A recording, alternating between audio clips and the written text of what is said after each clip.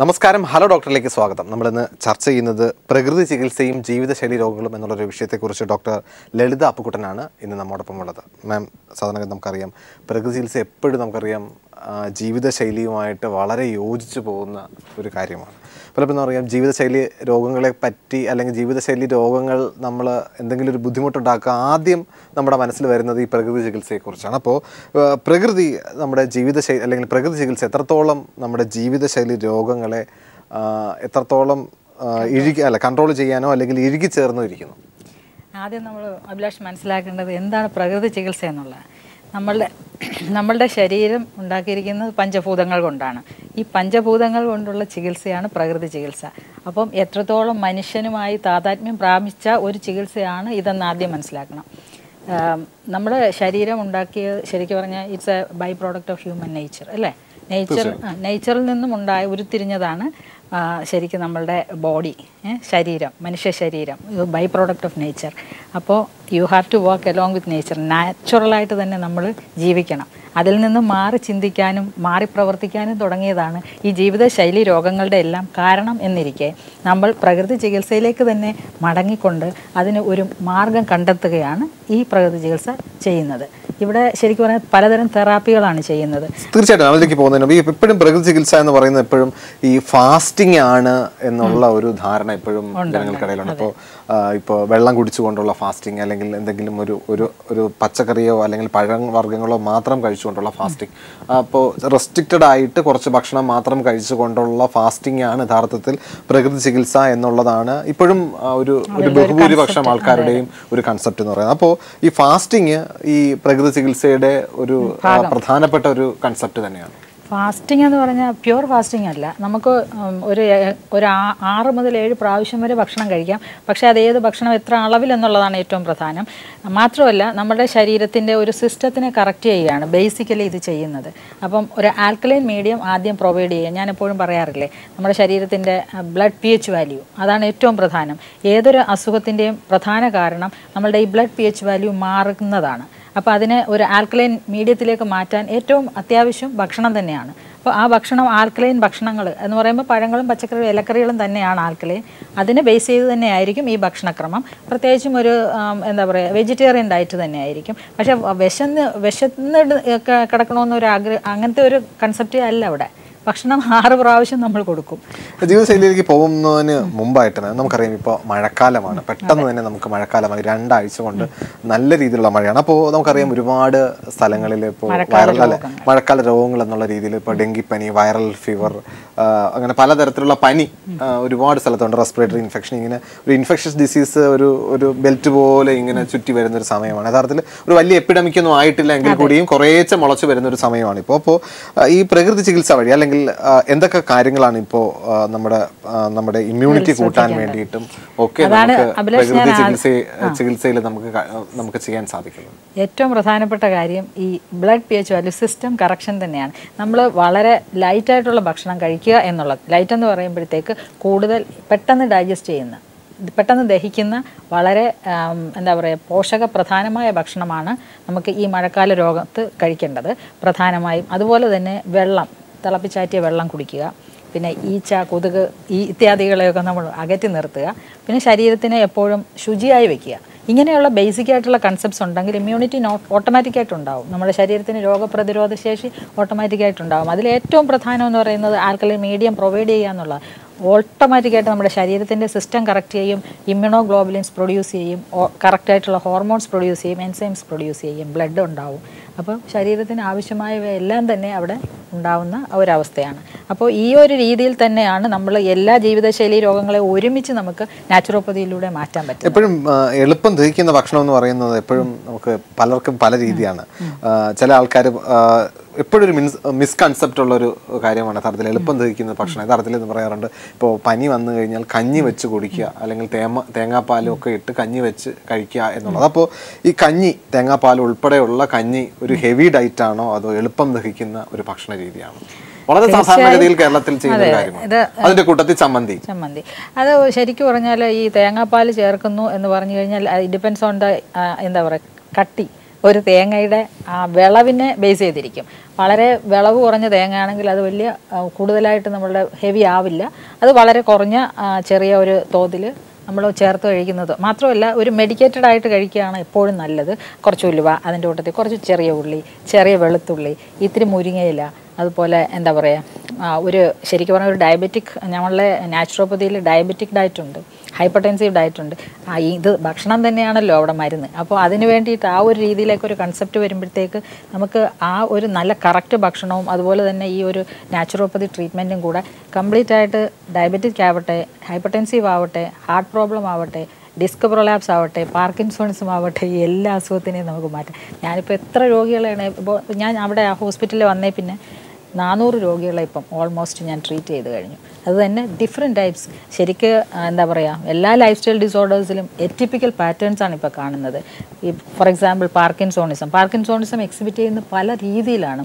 ശരിക്ക് സാധാരണ ഞങ്ങൾ പഠിക്കുന്നതെന്ന് പറഞ്ഞാൽ pill rolling movements, mask like rigidity, അതുപോലെ തന്നെ അൺസ്റ്റേബിൾ ഗെയ്റ്റ്, ഇവയൊക്കെ മാറിയിട്ട് ഇപ്പോൾ ശരിക്ക് ആകെ ഉള്ള, ചിലപ്പോൾ എഴുതാൻ ഹാൻഡ് റൈറ്റിംഗ് ശരിയാവത്തില്ല, നടക്കുമ്പോൾ അങ്ങോട്ടും ഇങ്ങോട്ടും വേച്ച് പോകും, ശരിക്ക് ട്രെമർ കാണില്ല, പിന്നെ നെക്കിന് ഭയങ്കര റിജിഡിറ്റി, ഉറക്കക്കുറവ്, ഇങ്ങനെ ഭയങ്കര എറ്റിപ്പിക്കൽ പാറ്റേൺസിലാണ് നമ്മൾ ഇപ്പോൾ അസുഖങ്ങൾ കാണുന്നത്.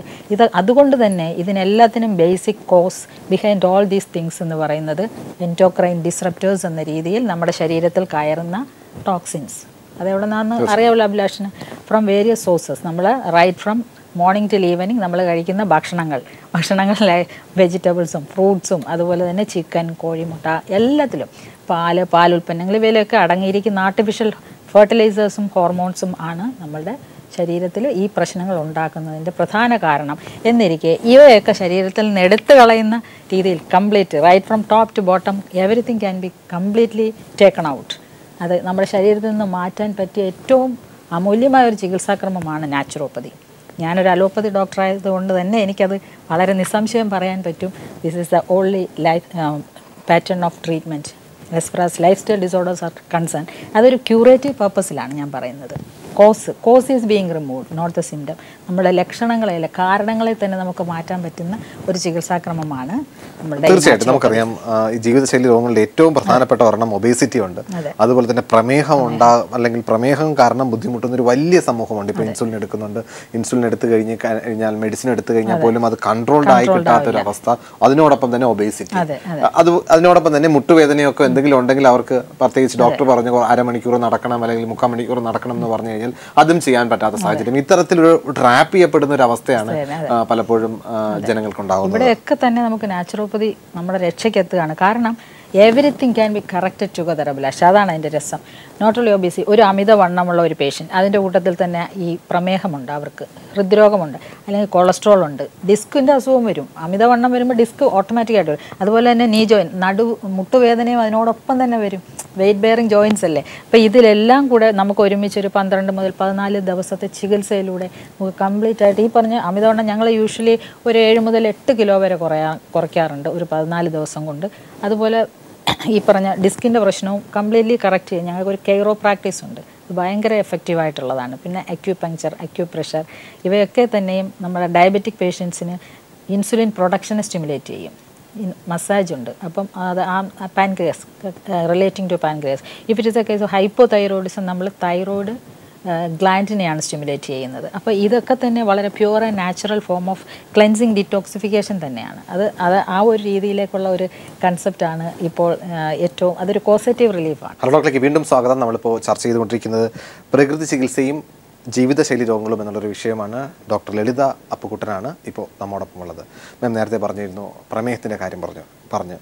ഈ ജീവിതശൈലി രോഗങ്ങളായ പല കുട്ടിക്കാലത്തുണ്ടാക്കുന്ന ജീവിതശൈലി രോഗങ്ങൾ, അതായത് ഒരു 13-12 വയസ്സ് അല്ലെങ്കിൽ സ്കൂളിൽ പോയി അല്ലെങ്കിൽ ഈവൻ 1ാം ക്ലാസ് തൊട്ട് യഥാർത്ഥത്തിൽ പൊണ്ണത്തടിയുമായിട്ട് പോകുന്ന കുട്ടികളുണ്ട്. അപ്പോൾ ഇവരോട് എന്താണ് നമ്മൾ ചെയ്യുക? ഈ കുട്ടികളുടെ അടുത്ത് നമ്മൾ ഭക്ഷണം കഴിക്കാൻ അല്ലെങ്കിൽ ഫാസ്റ്റ് ചെയ്യാൻ പറഞ്ഞാൽ ഇവർക്ക് പറ്റില്ല.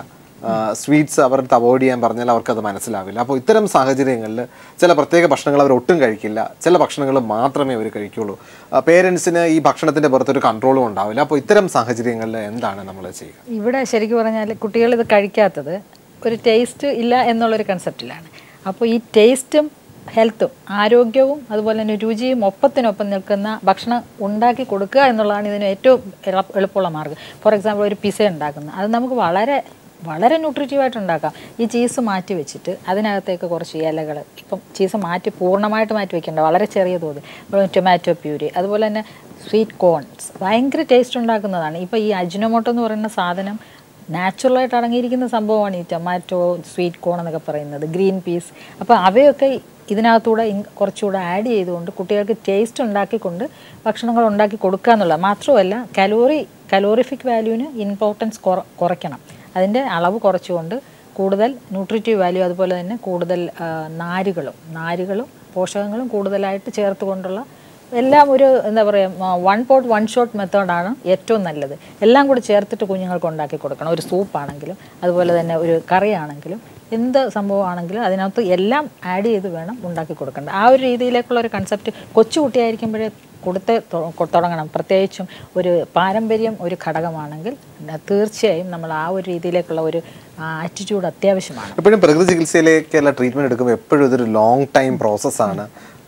ഇപ്പോൾ നമ്മളിപ്പോൾ ചെയ്തു കഴിഞ്ഞാലും ഒരുപാട് ഹാർഡാണ് ഇത്തരം ചികിത്സാ രീതികൾ എന്നുള്ള രീതിയിൽ പലപ്പോഴും ഒരു വിശ്വാസമുണ്ട്. അതിലേതെങ്കിലും രീതിയിലുള്ള അല്ലെങ്കിൽ സമയമെടുക്കുന്ന ഒരു ചികിത്സ തന്നെയാണോ പ്രകൃതി ചികിത്സ? ഒരിക്കലും അല്ല. അത് വളരെ ഷോർട്ട് സ്പാൻ ഓഫ് ടൈം മതി. അത് ഒരു എന്താ പറയുക, തല മുതൽ പാദം വരെ ഒരുമിച്ച് ചികിത്സിച്ച് ഭേദമാക്കുന്ന ഒരു രീതിയാണ്. അതുകൊണ്ട് തന്നെ പലതരം ജീവിതശൈലി രോഗങ്ങൾ ഒരുമിച്ച് നമുക്ക് ചികിത്സിച്ച് മാറ്റാം. ഒരു രോഗിക്ക് ഹൈപ്പോതൈറോയിഡിസം ഉണ്ടെന്നിരിക്കട്ടെ, അമിതവണ്ണം ഉണ്ടെന്നിരിക്കട്ടെ, BP ഉണ്ടെന്നിരിക്കട്ടെ, അതുപോലെ തന്നെ കൊളസ്ട്രോൾ ഉണ്ടെന്നിരിക്കട്ടെ, പ്രമേഹം ഉണ്ടെന്നിരിക്കട്ടെ, മുട്ടുവേദന ഉണ്ടെന്നിരിക്കട്ടെ, നടുവേദന, ഇപ്പോൾ ഏകദേശം ഒരു 6 അസുഖം ഞാൻ പറഞ്ഞല്ലോ. ഈ 6 അസുഖം കൂടെ ഒരുമിച്ച് ഒരു 12-14 ദിവസത്തെ ചികിത്സയിലൂടെ, അതാണ് നമ്മളുടെ ഒരു നോർമൽ സ്പാൻ ഓഫ് ട്രീറ്റ്മെൻറ്റ് ടൈമിൻ, അത്രയും വേണം. 14 ദിവസത്തെ ചികിത്സയിൽ ഏകദേശമൊക്കെ നന്നായിട്ട് കുറയും. പിന്നെ ഇപ്പം പാർക്കിൻസോണിസം, അതുപോലെ തന്നെ ഡിസ്ക് പ്രൊലാപ്സ്, പിന്നെ ശ്വാസമുട്ടൽ, ആസ്മാറ്റിക് ബ്രോങ്കൈറ്റിസ്, ഇങ്ങനെയുള്ള ചില കേസസിൽ, അപൂർവം ചില കേസുകളിൽ സെറിബ്രൽ അറ്റാക്സിയ, ഇങ്ങനെയുള്ള കേസുകളിൽ നമുക്ക് അടുത്ത മാസം കൂടി ഒരാഴ്ചത്തെ ഒരു അക്യൂപഞ്ചർ ട്രീറ്റ്മെൻറ്റ് ആവശ്യമാണ്. അതല്ലാതെ ഓൾമോസ്റ്റ് ഈ പറഞ്ഞ ഇങ്ങനെയുള്ള സാധാരണയുള്ള ലൈഫ് സ്റ്റൈൽ ഡിസോർഡേഴ്സ് എല്ലാം തന്നെ നമുക്ക് 2 വീക്സിനകത്ത്. എപ്പോഴും ഈ ഒബേസിറ്റിയുടെ കാര്യം പറയുമ്പോൾ എപ്പോഴും ചികിത്സിക്കാൻ ബുദ്ധിമുട്ടുള്ള ഒരു കേസാണ്. പല ആൾക്കാരും പരീക്ഷിച്ച് പരാജയപ്പെട്ടിട്ടുള്ള കാര്യങ്ങളാണ് പലപ്പോഴും ഒബേസിറ്റിയുടെ കാര്യം എന്ന് പറയുന്നത്. അപ്പോൾ പൊണ്ണത്തടിയുണ്ട്, നമ്മൾ ഡോക്ടർ പറയുന്നത് പോലെ ഡയറ്റ് നോക്കി എക്സസൈസ് നോക്കി ഒരു 4-5 കിലോ ഒക്കെ ഫസ്റ്റ് ഒന്ന് കുറഞ്ഞു കിട്ടും. പിന്നെ അത് അവിടെ നിന്ന് താഴേക്കും പോവില്ല, മുകളിലേക്കും പോവില്ല. ഇത് കുറച്ച് നാൾ നോക്കി ആ ഒരു ഡയറ്റ് പാറ്റേണിൽ പുറത്ത് വന്നു കഴിഞ്ഞാൽ വീണ്ടും പഴയ വെയിറ്റിലേക്ക് തിരിച്ചു വരുന്നതായിരിക്കും ബഹുഭൂരിപക്ഷം ആൾക്കാർക്കും ഉണ്ടാകുക. അപ്പോൾ നാച്ചുറോപ്പതിയിൽ അല്ലെ പ്രകൃതി ചികിത്സയിൽ എന്തൊക്കെ കാര്യങ്ങളാണ് ഇത്തരം സിറ്റുവേഷനിൽ നമുക്ക് ചെയ്യാൻ സാധിക്കുക? ഇവിടെ സിസ്റ്റം കറക്ഷനാണ് ഏറ്റവും പ്രധാനമായിട്ടുള്ളത്. ഞാൻ പറഞ്ഞില്ലേ, ഇപ്പം ഈ അമിതവണ്ണത്തിന് കാരണത്തെ എടുത്തു മാറ്റും. കാരണം എന്താണ്? Number 1 fatty liver. നമ്മളെ ലിവറാണ് ഇവിടെ ഏറ്റവും ഒരു ടാർഗറ്റ് ഓർഗൻ. ലിവറിനകത്തുള്ള പ്രശ്നങ്ങളെ നമ്മൾ സോൾവ് ചെയ്യും നാച്ചുറോപ്പതിയിലൂടെ. അപ്പോൾ എന്ത് പറ്റും? ലിവറിന് ചുറ്റുമുള്ള ഫാറ്റിനെ ഒരു പരിധിവരെ എടുത്തു കളയും. അതോടൊപ്പം തന്നെ ഈ ഹോർമോൺസ് ഉണ്ടല്ലോ, കൂടുതലായിട്ട് ഫാറ്റ്, അതായത് കൊഴുപ്പിനെ ഉൽപ്പാദിപ്പിക്കുന്ന ഹോർമോൺസ്, അതിനെ നമ്മൾ നോർമലൈസ് ചെയ്യും, അതിനെ കുറയ്ക്കും. കൂടാതെ മെറ്റബോളിസത്തിനെ എൻഹാൻസ് ചെയ്യും. മെറ്റബോളിസം കൂട്ടുന്ന ഒരു ചികിത്സാക്രമം തന്നെയാണിത്. അത് പല രീതിയിൽ hydrotherapy, air therapy, mud therapy, ഇങ്ങനെ ഒരു 14 തരം ചികിത്സയിലൂടെയാണ് നമ്മളിത് സാധ്യമാക്കുന്നത്. പിന്നെ ഡെഫിനറ്റ്ലി അവിടെ ഒരു ഡയറ്റ് കൺട്രോൾ ഉണ്ട്. പക്ഷേ അത് വിശന്നിരിക്കുന്ന ഒരു പരിപാടി അല്ല. തീർച്ചയായും നമ്മൾ ആവശ്യത്തിന് ഭക്ഷണം കൊടുത്തിരിക്കും. ഇനി അത് സംശയം. തീർച്ചയായിട്ടും ഈ ഇൻസുലിനൊക്കെ എടുക്കുന്ന ആൾക്കാർക്ക് പലപ്പോഴും അറിയാം, അവർക്ക് ഒരു മണിക്കൂർ പോലും ഭക്ഷണം കഴിക്കുന്ന സമയത്ത് നിന്ന് മാറിക്കഴിഞ്ഞു കഴിഞ്ഞാൽ ശരീരം തളർച്ച പോലെയുള്ള കാര്യങ്ങൾ വരും. അതുപോലെ തന്നെ ഹൈപ്പോഗ്ലൈസീമിയ. അപ്പോൾ ഇത്തരം സിറ്റുവേഷൻ ഉള്ളവർക്ക് ഈ പ്രകൃതി ചികിത്സയിലേക്ക് നമുക്ക് കൊണ്ടുവരാനായിട്ട് നമ്മൾ എങ്ങനെയാണെന്ന് വെച്ചാൽ, ഞങ്ങൾ അഡ്മിറ്റ് ചെയ്യുന്ന ടൈമിൽ തന്നെ ഇൻസുലിനും അതുപോലെ മറ്റുള്ള ആൻറ്റി ഡയബറ്റിക് മെഡിക്കേഷൻസും, അത് എന്താണെങ്കിലും മെഡിസിൻസ് കംപ്ലീറ്റ് ഒഴിവാക്കുന്ന ചികിത്സയാണല്ലോ ഇത്. ആദ്യം റൈറ്റ് ഫ്രം ബിഗിനിങ് ആദ്യത്തെ ദിവസം തന്നെ ഇതൊക്കെ പൂർണ്ണമായിട്ട് മാറ്റി വെച്ചുകൊണ്ട് ഞങ്ങളുടെ പ്രകൃതി ചികിത്സയിലേക്ക് തന്നെയാണ് അവരെ കൊണ്ടുവരുന്നത്. എത്ര ഇൻസുലിൻ തന്നെ 60-70 യൂണിറ്റ് എടുക്കുന്നവർക്ക് പോലും നമ്മൾ ഇൻസുലിൻ കൊടുക്കില്ല, പിറ്റേ ദിവസം തൊട്ട് കൊടുക്കില്ല. നമ്മളുടെ ഡയറ്റും നമ്മളുടെ മറ്റുള്ള ചികിത്സാക്രമങ്ങളും കൊണ്ട് തന്നെ ഇൻസുലിൻ്റെ ഉൽപ്പാദനം കൂട്ടുക, അതുപോലെ തന്നെ അതിൻ്റെ എന്താ പറയുക എഫക്റ്റീവ്നെസ്, ഇൻസുലിൻ്റെ കോമ്പിറ്റൻസിയും കൂട്ടുക, ഈ 2 കാര്യമാണ് നമ്മൾ നോക്കുന്നത്. പിന്നെ കൂടാതെ ഇവർക്ക് ഒത്തിരി എക്സസൈസ് ഒന്നും അവർ ചെയ്യാറില്ല. അതുകൊണ്ട് തന്നെ ഒരു കലോറിയുടെ ആവശ്യം അവിടെ കുറവാണല്ലോ. പിന്നെ ബോഡിയുടെ സിസ്റ്റത്തിനെ കറക്റ്റ് ചെയ്യുന്ന ആൽക്കലൈൻ മീഡിയത്തിലേക്ക് കൊണ്ടുവരുന്നത് വഴി വളരെ എഫക്റ്റീവായിട്ട് നമുക്ക് ഇൻസുലിൻ ഇത് മാത്രമല്ല, ഡയബറ്റീസ് മാത്രമല്ല, അതിനോടൊപ്പം തന്നെ പ്രഷറിൻ്റെ മരുന്നും കൊടുക്കാറില്ല. ഇപ്പം ഒരു ഹൈപ്പർടെൻസീവ് ആയിട്ടുള്ള പേഷ്യൻറ്റിന് പ്രഷറിൻ്റെ മരുന്ന് കൊടുക്കാറില്ല, അതുപോലെ തന്നെ കൊളസ്ട്രോളിൻ്റെ മരുന്ന് കൊടുക്കാറില്ല, ഒരു മരുന്നും കൊടുക്കില്ല. ആസ്മാറ്റിക് ബ്രോങ്കൈറ്റിസ് ഇൻഹേലർ ഒരു 7-8 പ്രാവശ്യം അടിക്കുന്നവർക്ക് ഇൻഹേലർ മാറ്റിവെച്ചുകൊണ്ടാണ് ചികിത്സ.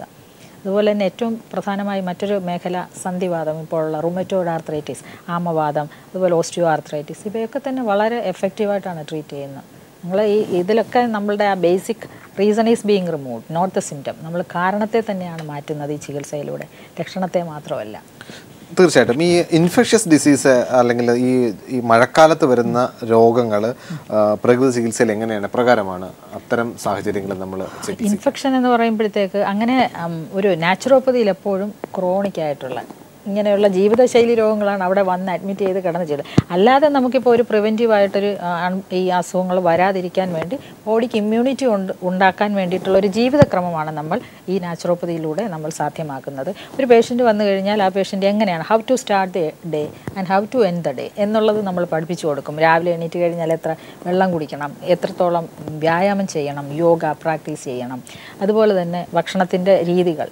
അപ്പം ബോഡി കൂടുതലായി ആൽക്കലൈൻ മീഡിയത്തിലേക്ക് പോകാൻ അല്ലെങ്കിൽ ക്ഷാരാംശത്തിലേക്ക് പോകാനുള്ള കാര്യങ്ങൾ നമ്മൾ അവരെ പഠിപ്പിച്ചു കൊടുക്കുകയാണ് ചെയ്യുന്നത്. ഇതൊരു ജീവിതക്രമമാക്കണമെന്നാണ് പറയുന്നത്. ഏതൊരു മനുഷ്യനും അസുഖങ്ങളിൽ നിന്ന് മാറി നിൽക്കാൻ വേണ്ടി, ആ രോഗിയാവാതിരിക്കാൻ വേണ്ടി, രോഗം വന്ന് ചികിത്സിക്കുന്നതിനേക്കാൾ ഭേദം തന്നെയല്ലേ രോഗം വരാതിരിക്കും. ഹലോ ഡോക്ടറിലേക്ക് വീണ്ടും സ്വാഗതം. നമ്മളിപ്പോൾ ചർച്ച ചെയ്തുകൊണ്ടിരിക്കുന്നത് പ്രകൃതി ചികിത്സയും ജീവിതശൈലി രോഗങ്ങളും എന്നുള്ളൊരു വിഷയമാണ്. മിംസ് ഹോസ്പിറ്റലിലെ നാച്ചുറോപ്പതി വിഭാഗം ഹെഡ് ഓഫ് ദി ഡിപ്പാർട്ട്മെൻറ്റായ ഡോക്ടർ ലളിത അപ്പുക്കുട്ടനാണ് ഇപ്പോൾ നമ്മോടൊപ്പം ഉള്ളത്. ഞാൻ നേരത്തെ പറഞ്ഞതുപോലെ ഒരാൾ 2 ആഴ്ചത്തെ ട്രീറ്റ്മെൻറ്റ് അല്ലെങ്കിൽ 14 ദിവസത്തെ ട്രീറ്റ്മെൻറ്റ് നമ്മൾ ഹോസ്പിറ്റലിൽ വന്നിട്ട് ഈ നാച്ചുറോപ്പതി, ഇതിപ്പോൾ പ്രമേഹത്തിനായിക്കോട്ടെ, മൈഗ്രെയിൻ ആയിക്കോട്ടെ, നടുവേദനയ്ക്കായിക്കോട്ടെ, അപ്പോൾ ഇവർ ഹോസ്പിറ്റലിൽ നിന്ന് ഡിസ്ചാർജ് ആയി കഴിഞ്ഞ് കഴിഞ്ഞാൽ വീണ്ടും ഈ പഴയതുപോലെ ഇൻസുലിൻ എടുക്കേണ്ടി വരും, അല്ലെങ്കിൽ പ്രമേഹത്തിനുള്ള മരുന്നുകൾ വീണ്ടും ആഡ് ചെയ്യപ്പെടേണ്ടി വരും. എങ്ങനെയാണ് അവരുടെ മുന്നോട്ടുള്ള ജീവിതം? ആക്ച്വലി അത് ഞാൻ പറഞ്ഞില്ലേ, നമ്മളൊരു ജീവിതക്രമം അവരെ പഠിപ്പിച്ച് വിടുകയാണ്. അപ്പോൾ ഏകദേശം ഒരു സ്റ്റാൻഡിങ് ഇൻസ്ട്രക്ഷൻ പോലെയാണ്. നമ്മളിപ്പം അലോപ്പതിയിൽ മരുന്ന് കഴിക്കുന്നത് പോലെ ഇവർക്ക് ഇന്നത് രാവിലെ എഴുന്നേറ്റ് കഴിഞ്ഞാൽ ഇത്ര വെള്ളം കുടിക്കണം, യോഗ ചെയ്യണം, അതുപോലെ തന്നെ ഇത്ര പഴവർഗ്ഗങ്ങൾ, ഇത്ര പച്ചക്കറികൾ, ഇവയൊക്കെ തന്നെ ഒരു ഏകദേശം ഒരു കണക്കുണ്ട്. ഇതിനിപ്പോൾ കംപ്ലീറ്റ് ആയിട്ട് നമുക്ക് ഫോളോ ചെയ്യാൻ പറ്റില്ല, ചില സന്ദർഭങ്ങളിൽ അതിനൊരു മാറ്റം ഉണ്ടാവാം. പിന്നെ ശരിക്കും നിങ്ങൾക്ക് 100% നിങ്ങളിത് ഫോളോ ചെയ്യുകയാണെങ്കിൽ ഇതിൻ്റെ ആവശ്യം വരുത്തുകയില്ല ഭാവിയിൽ, അതും യാതൊരു സംശയവുമില്ല. പിന്നെ ചില കേസസിൽ അങ്ങനെ വരാതിരിക്കാൻ വേണ്ടി നമുക്ക് തീർച്ചയായും നമ്മുടെ ശരീരത്തിൻ്റെ സിസ്റ്റം കറക്റ്റ് ചെയ്യുന്ന ഡയറ്റ് നാച്ചുറൽസ് ഉപയോഗിച്ചുകൊണ്ട് നിങ്ങളുടെ ഈ ഒരു ബോഡിയുടെ ആ ഒരു കറക്റ്റായിട്ടുള്ളൊരു സിസ്റ്റത്തിനെ മെയിൻറ്റെയിൻ ചെയ്യാൻ പറ്റും. അവിടെയാണ് ഈ എന്താ പറയുക മഞ്ഞൾ, കരിഞ്ജീരകം, ഇങ്ങനെ 2 നിങ്ങൾക്കറിയാമല്ലോ പരമ്പരാഗത ശൈലിയിൽ നമ്മൾ പണ്ട് നമ്മളുടെ അടുക്കളയിൽ സ്ഥിരമായി ഉപയോഗിച്ചിരുന്ന 2 സുഗന്ധ വ്യഞ്ജനങ്ങൾ തന്നെയായിരുന്നു അല്ലേ അഭിലാഷ്? അതിനെയൊക്കെ നമ്മൾ നമ്മുടെ അടുക്കളയിൽ നിന്ന് മാറ്റി നിർത്തിയതാണ് ഇപ്പോഴത്തെ ജീവിതശൈലി രോഗങ്ങളുടെ പ്രധാന കാരണം എന്നിരിക്കെ നമ്മൾ അതിനെ തിരിച്ചു കൊണ്ടുവരുന്ന ഒരു പ്രക്രിയയിൽ അതാണ് ഡയറ്റ് നാച്ചുറൽസ് എന്ന രീതിയിൽ ക്യൂർക്കുമിൻ ആൻഡ് ബ്ലാക്ക് ക്യുമിൻ ഇത് രണ്ടും നമ്മളുടെ ഭക്ഷണത്തിൻ്റെ ഭാഗമാക്കണം എന്നാണ് ഞാൻ പറയുന്നത്. ക്യൂർക്കുമിൻ എന്ന് പറയുന്നത് മഞ്ഞൾ, നമ്മുടെ സ്ഥിരം നമ്മൾ ഉപയോഗിക്കുന്ന മഞ്ഞൾ, കറിയിൽ ഉപയോഗിക്കുന്ന മഞ്ഞളിൽ നിന്ന് എടുക്കുന്ന ആക്റ്റീവ് ഇൻഗ്രീഡിയൻ്റ് ആണ്. അത് 100 ഗ്രാം മഞ്ഞൾപ്പൊടിക്കകത്ത് 3 മുതൽ 4 ഗ്രാം ആക്റ്റീവ് ഇൻഗ്രീഡിയൻ്റ് ആണ് കുർക്കുമിൻ അടങ്ങിയിരിക്കുന്നത് എങ്കിൽ നമ്മുടെ ഈ ഗുളികയിൽ 50% അടങ്ങിയിരിക്കുന്നത്. അപ്പോൾ ഈ ഗുളിക രൂപത്തിൽ കഴിക്കുമ്പോൾ അതിൻ്റെ ഔഷധ മൂല്യം, പോഷക മൂല്യം വളരെ കൂടുന്നു. ക്യാൻസർ ഉണ്ടാവാതിരിക്കാനുള്ള സാധ്യത, അതുപോലെ ലിവറിനകത്തുള്ള കംപ്ലീറ്റ് ആയിട്ടുള്ള ഡിസോർഡർ, അതായത് SGOT SGPT ഒക്കെ കൂടുതലുള്ള പേഷ്യൻസിനെ അതിനെ കറക്റ്റ് ചെയ്യാം. കൂടാതെ നമ്മളുടെ തല മുതൽ പാദം വരെയുള്ള എല്ലാ മെറ്റബോളിസത്തിനെയും കറക്റ്റ് ചെയ്യാൻ പറ്റുന്ന 2 സംഭവങ്ങൾ. അതുപോലെ ബ്ലാക്ക് ക്യുമിൻ ഏറ്റവും പ്രധാനമാണ്.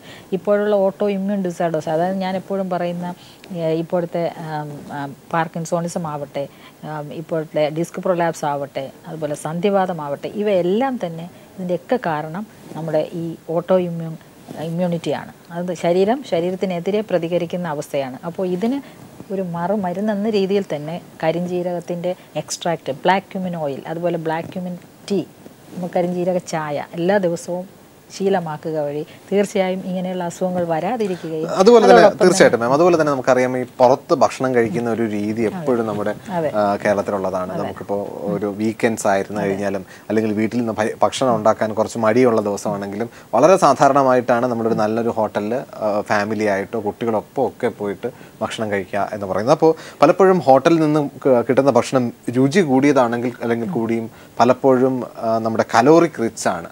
പലപ്പോഴും എണ്ണ എണ്ണയായിരുന്നു കഴിഞ്ഞാലും നെയ്യായിരുന്നു കഴിഞ്ഞാലും ഒക്കെ വളരെ ധാരാളം ഉപയോഗിച്ച് ആയിരിക്കും പലപ്പോഴും ഹോട്ടൽ ഉണ്ടാക്കുന്ന ഭക്ഷണം ഉണ്ടാക്കുക, വളരെ രുചികരവുമായിരിക്കും. അപ്പോൾ ഇത്തരം സാഹചര്യങ്ങളിൽ നമ്മൾ എന്താണ് നമ്മൾ ചെയ്യുക എന്ന് പറയുന്നത്? നിങ്ങൾക്ക് എല്ലാവർക്കും അറിയാം, ഞാൻ ഭക്ഷണം തന്നെയാണ് മരുന്ന് രൂപത്തിൽ ഭക്ഷണം കഴിക്കണം എന്ന് പണ്ട് തൊട്ടേ ഈ പല ചാനലുകളിൽ നിന്ന് പറയും.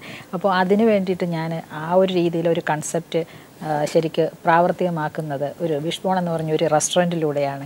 ഈ റെസ്റ്റോറൻറ്റിൻ്റെ നമ്മളുടെ ഒരു മെനു കാർഡ് തന്നെ ഹെൽത്തി ഫുഡാണ്. ഹെൽത്തി ഫുഡ് എന്ന് പറഞ്ഞാൽ രുചിയും ആരോഗ്യവും ഒപ്പത്തിനൊപ്പം ഇത് രണ്ടും നമ്മൾ ഒരേപോലെ ശ്രദ്ധിച്ചുകൊണ്ട് എല്ലാം ഏതൊരു ഭക്ഷണം എടുത്താലും അതൊരു ഫുൾ മീലാക്കുക വഴി ഒരു ഡിഫറെൻറ്റ് ടൈപ്സ് ഓഫ് സാലഡ്സ്, അതുപോലെ തന്നെ ഡ്രിങ്ക്സ്, അതുപോലെ ചിക്കൻ ആണെങ്കിൽ കൂടിയും അതിൻ്റെ കുഴപ്പങ്ങൾ മാറാൻ വേണ്ടിയിട്ടുള്ള കോട്ടിങ് കൊടുക്കുക.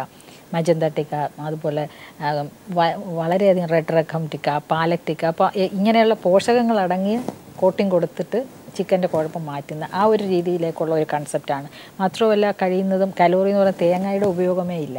എണ്ണ വളരെ കുറച്ചുകൊണ്ടാണ് നമ്മൾ ഗ്രിൽസും ടിക്ക അങ്ങനെയുള്ള ഭക്ഷണ സാധനങ്ങളാണ് കൂടുതലായി അവിടെ. അതുപോലെ തന്നെ തീർച്ചയായിട്ടും മാം, ഈ നോൺ വെജിറ്റേറിയൻ നമ്മുടെ ഭക്ഷണത്തിന്റെ ഒരു പ്രധാന ഭാഗമാണ്. യഥാർത്ഥത്തിൽ കേരളത്തിൽ ഉണ്ടാകുന്ന ബഹുഭൂരിപക്ഷവും ആൾക്കാരും യഥാർത്ഥത്തിൽ നോൺ വെജിറ്റേറിയൻ കഴിക്കുന്ന ഒരു രീതിയിലേക്ക് തന്നെ വരുന്നത്. അപ്പോൾ ഈ നോൺ വെജിറ്റേറിയൻ കഴിക്കുന്ന ആൾക്കാർ എന്തായിരിക്കണം യഥാർത്ഥത്തിൽ ശ്രദ്ധിക്കേണ്ടത്? നമ്മൾ വീട്ടിൽ തന്നെ നമുക്കറിയാം കഴിഞ്ഞാൽ നമ്മൾ പ്രത്യേകിച്ച് സിറ്റികളിലൊക്കെ ആണെങ്കിൽ ബോയിലർ ചിക്കൻ അല്ലാതെ വേറൊരു ചിക്കൻ വാങ്ങിക്കുക എന്ന് പറയുന്ന ഒരു ഓപ്ഷൻ പോലും യഥാർത്ഥത്തിൽ സിറ്റി ഏരിയകളിലേക്ക്, ഇപ്പോൾ നാട്ടിൻ പുറങ്ങളിലാണെങ്കിൽ നമുക്ക് നാടൻ കോഴിയൊക്കെ നമുക്ക് ഒരു പക്ഷേ കിട്ടും, അല്ലെങ്കിൽ വീട്ടിൽ തന്നെ വളർത്തുന്ന കോഴിയെ ഒരു പക്ഷേ കിട്ടും. അപ്പോൾ ഇത്തരം സാഹചര്യങ്ങളിൽ നോൺ വെജിറ്റേറിയൻ ഇഷ്ടപ്പെടുന്ന ഒരു സമൂഹത്തിന് എന്താണ് ചെയ്യാൻ കഴിയുക? തീർച്ചയായും നമ്മളിപ്പോൾ നോൺ വെജിറ്റേറിയൻ എന്ന് പറഞ്ഞാൽ കഴിയുന്നതും ഈ ഹോർമോൺ ഇല്ലാത്ത ചിക്കൻ, ഇപ്പോൾ നമുക്ക് കെപ്കോയെ നമുക്ക് അതിന് ഓപ്റ്റ് ചെയ്യാവുന്നതാണ്. ആ ഒരു രീതിയിലേക്ക് പോവുക. പിന്നെ നാടൻ ചിക്കൻ തന്നെ ഉപയോഗിക്കാൻ നോക്കുക. പിന്നെ ഈ കറി ഉണ്ടാക്കുന്ന രീതി, പാചക രീതി വളരെ ഇമ്പോർട്ടൻ്റ് ആണ്. അമിതമായിട്ടിട്ടുള്ള ഇതിന് കുക്കിംഗ് ഒത്തിരി ഇൻട്രസ്റ്റ് ആയിട്ട് കഴിയുന്നതും കലോറി കൂട്ടിയുള്ള പാചകങ്ങൾ കുറയ്ക്കുക. പിന്നെ സാധാരണയുള്ള അതോടൊപ്പം തന്നെ കൂടുതൽ പോഷകമൂല്യം ആഡ് ചെയ്തുകൊണ്ട് ഈ തക്കാളി, അതുപോലെ ഇഞ്ചി, വെളുത്തുള്ളി, ചുവന്നുള്ളി ഇങ്ങനെയുള്ള സാധനങ്ങൾ കൂടുതലായിട്ട്, അതുപോലെ ഇലകൾ ഒക്കെ ചേർത്തിട്ട് നമുക്ക് വളരെ പോഷകപ്രധാനമായിട്ട് ഏത് കറിയും ഉണ്ടാക്കാൻ ശ്രമിക്കുക. പ്രത്യേകിച്ചും ചിക്കൻ എന്ന് പറയുമ്പോൾ അത് എപ്പോഴും കഴിക്കുന്ന ഒരു ശീലം ഉണ്ടാക്കാതിരിക്കുക, അതാണ് ഏറ്റവും പ്രധാനം. പക്ഷേ അതിന് പകരമായിട്ട് നോൺ വെജിറ്റേറിയൻസ് എന്ന് പറയുമ്പോൾ മീൻ നന്നായിട്ട് ഉപയോഗിക്കുക. അതിൻ്റെ പാചകം നമ്മൾ നന്നായിട്ട് ശ്രദ്ധിച്ച് തന്നെ പോകണം. ഡീപ് ഫ്രൈ അങ്ങനെയുള്ളത് ഒഴിവാക്കി. തീർച്ചയായും ഈ മഴക്കാലത്ത് മീൻ കഴിക്കുക അല്ലെങ്കിൽ നോൺ വെജിറ്റേറിയൻ കഴിക്കുന്നത് ഏറ്റവും ഉചിതമായിട്ടുള്ളൊരു തീരുമാനം തന്നെയായിരിക്കും. അത് എനിക്ക് 100% പറയാൻ പറ്റില്ല. എന്നാൽ തന്നെയും കൂടുതൽ പോഷകപ്രധാനമായ ഭക്ഷണത്തിൽ ഇപ്പോൾ മീനിനെ ഉൾപ്പെടുത്താം. കാരണം അതിനകത്ത് നല്ല കൊളസ്ട്രോളും നല്ല പ്രോട്ടീനും അടങ്ങിയിട്ടുണ്ട്. അത് രണ്ടും നമ്മളുടെ ഇമ്മ്യൂണിറ്റിക്ക് ആവശ്യമായത് തന്നെയാണ്. പിന്നെ പാലുൽപ്പന്നങ്ങളും ചിക്കനും മുട്ടയും തന്നെ ഈ ആർട്ടിഫിഷ്യൽ ഹോർമോൺസും ഫെർട്ടിലൈസേഴ്സും ഇൻസെക്ടിസൈഡ്സും ഒക്കെ അടങ്ങിയത് കൊണ്ട് അതിനേക്കാൾ something is better than nothing എന്നൊരു കൺസെപ്റ്റ് എടുക്കുമ്പോൾ തീർച്ചയായും മീൻ തന്നെയാണ് മുൻപന്തിയിൽ നിൽക്കുന്നത്. അപ്പോൾ മീനിന് തന്നെ കൂടുതൽ പ്രാമുഖ്യം കൊടുക്കാം. പക്ഷേ നമ്മളെപ്പോഴും ഒരു കർക്കിടകം എന്നൊക്കെ പറയുമ്പോൾ വെജിറ്റേറിയൻ ഡയറ്റിലേക്ക് പോകുന്ന ഒരു ശീലമുണ്ട്. കഴിയുന്നതും ഈ രോഗപ്രതിരോധ ശേഷിക്ക് പക്ഷേ നല്ല കൊളസ്ട്രോളും നല്ല പ്രോട്ടീനും വേണം. എങ്കിൽ മാത്രമേ നമുക്ക് ശരിയായിട്ടുള്ള രക്തവും ശരിയായിട്ടുള്ള ഹോർമോണും ഒക്കെ ശരീരത്തിൽ ഉൽപ്പാദിപ്പിക്കുകയുള്ളൂ. അപ്പോൾ അതുകൊണ്ട് ഫിഷിനെ മാറ്റി നിർത്തേണ്ട കാര്യമില്ല. അതോടൊപ്പം തന്നെ ഈ പറഞ്ഞ ഇലക്കറികൾ, മുരിങ്ങയില, ചീരയില, അതുപോലെ മത്തങ്ങ, തക്കാളി ഇങ്ങനെയുള്ള ഭക്ഷണത്തെ എല്ലാ ദിവസത്തെയും നമ്മുടെ ഭക്ഷണത്തിന്റെ ഭാഗമാക്കുക എന്നുള്ളതാണ് ഏറ്റവും പ്രധാനം. തീർച്ചയായിട്ടും മാഡത്തിന്റെ തിരക്കേറിയ സമയം പീപ്പിൾ ടിവിയോട് സഹകരിക്കുകയും പ്രകൃതി ചികിത്സയും ജീവിതശൈലി രോഗങ്ങളും എന്നുള്ളൊരു വിഷയത്തെക്കുറിച്ച് വളരെ ലളിതമായി തന്നെ പറഞ്ഞു തന്നില്ല. ഇനി ഒരു അവസരത്തിൽ തീർച്ചയായിട്ടും വീണ്ടും കാണാം. ഇനി നിങ്ങൾ അഭിപ്രായങ്ങളും നിർദ്ദേശവും ഞങ്ങൾ എഴുതി അറിയിക്കാൻ മറക്കരുത്. അറിയിക്കേണ്ട വിലാസം: hello doctor, people, Malayalam communications limited, Kaili towers, Palayam, Thiruvananthapuram 34. നിങ്ങൾക്ക് ഇമെയിൽ ചെയ്യാം hello@peopletv.in എന്ന വിലാസത്തിലും. പുതിയൊരു വിഷയവുമായി നാളെ വീണ്ടും കാണാം. നന്ദി, നമസ്കാരം.